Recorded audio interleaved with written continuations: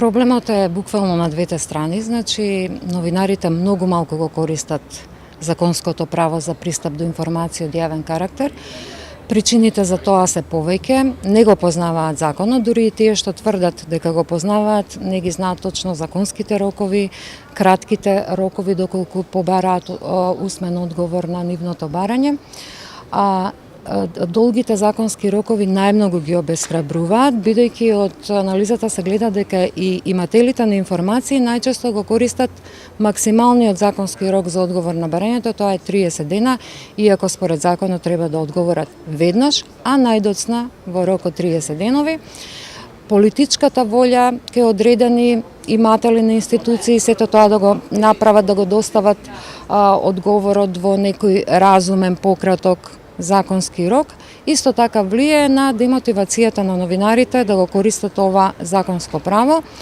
Од тоа штетата е повеќе кратна, новинарите на некој начин се откажуваат од добивањето на проверена, објективна и точна информација, а институциите иматели на информации, одолговлекувајќи се одговорите, исто така ја оставаат јавноста со слаб пристап до информациите со кои располагаат. Се разбира преку медиумите кои што се пренесувачи на тие информации. Значи, ние сакаме да ги охрабриме колегите што повеќе да го користат овој закон.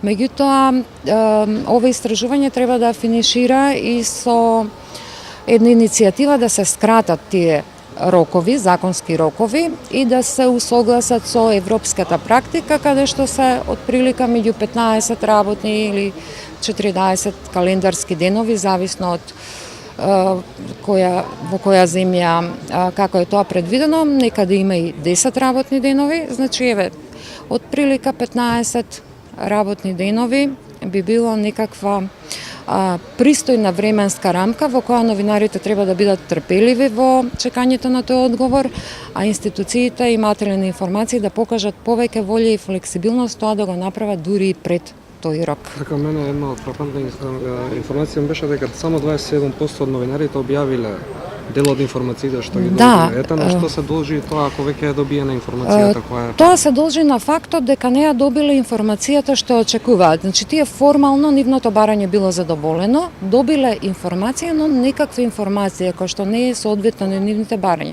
Значи тоа се случаи кога е задоволена формата, а не и суштината. Во таква ситуација законот на никого не му користи, новинарот нема потреба тоа да го објави, бидејќи не е тоа што го побарал. И на крајот оштетена е јавноста, бидејќи има недостиг од информација, особено ова е многу битно кога станува збор за истражувачко новинарство, кое е во голем дефицит во македонското новинарство, па дури можеби ќе сгрешам ако речам дефицит, едноставно го нема.